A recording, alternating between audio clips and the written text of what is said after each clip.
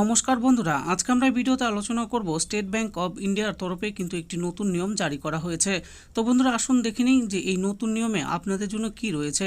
SBI যদি আপনাদের কোনো অ্যাকাউন্ট থেকে থাকে তাহলে অবশ্যই আজকের এই ভিডিওটি সম্পূর্ণ দেখে নিন। দেশের বৃহত্তম রাষ্ট্রায়ত্ত ব্যাংক স্টেট ব্যাংকে বা এসবিআইতে লাখ লাখ গ্রাহকের অ্যাকাউন্ট রয়েছে।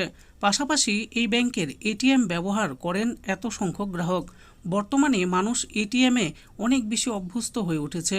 এদিকে স্টেট ব্যাংক জারি করেছে নতুন নিয়ম, যেটি আপনাদের সকলের জেনে রাখা জরুরি। State bank ATM new rules 2025। সাধারণত আগে যেটি ছিল, শহর বা গ্রামাঞ্চলের জন্য এটিএম পরিষেবায় রয়েছে ভিন্ন লেনদেনের নিয়ম, কিন্তু এখন নিয়ম বদলে যাচ্ছে। নতুন নিয়ম বলছে লোকেশন বা ব্যালেন্স যাই হোক না কেন, এখন প্রায় সব সেভিংস অ্যাকাউন্ট হোল্ডার যা আছেন তারা এসবিআই এটিএম থেকে মাসে 5টি ফ্রি পরিষেবা পাবেন এবং অন্যান্য ব্যাংকের এটিএম থেকে পাবেন মাসে 10টি ফ্রি পরিষেবা।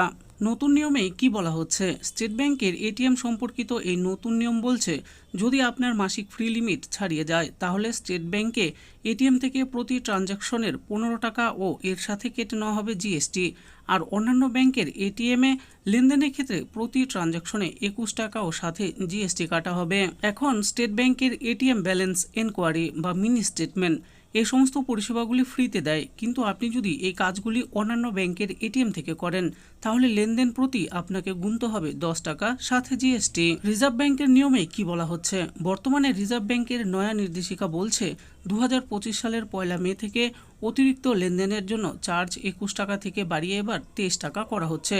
অর্থাৎ যদি একজন গ্রাহক মাসিক ফ্রি লিমিটের বাইরে গিয়ে অন্যান্য ব্যাংকের এটিএম ব্যবহার করেন তাহলে তাকে 23 টাকা এবং সাথে জিএসটি গুনতে হবে প্রতি ট্রানজ্যাকশনের জন্য। এসবিআই এর তরফ থেকে বলা হচ্ছে, প্রধানত সিস্টেমকে সহজ করতে ও ডিজিটাল লেনদেনকে উৎসাহ দিতে এই নতুন নিয়ম চালু করেছে ভারতীয় স্টেট ব্যাংক।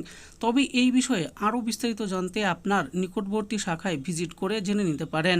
তো বন্ধুরা দেখে নিলেন, আজকে আমরা ভিডিওতে আলোচনা করলাম স্টেট ব্যাংক অফ ইন্ডিয়ার তরফে কিন্তু 1 মেতে নতুন নিয়ম চালু করতে চলেছে। সেই ব্যাপারে এই ভিডিওতে আমি আলোচনা করেছি। তো সেই নতুন নিয়মে কি রয়েছে আপনাদের জন্য সেটাই এই ভিডিওতে আছে, ভালো করে দেখে নেবেন।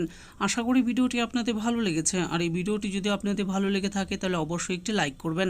আরও এরকম নিত্য নতুন স্কিম ও আপডেট সম্পর্কে জানার জন্য আমাদের এই চ্যানেল বাংলার স্কিম চ্যানেলটিকে অবশ্যই সাবস্ক্রাইব করবেন। আর এই ভিডিওটি দেখার জন্য আপনাদের সকলকেই অসংখ্য ধন্যবাদ।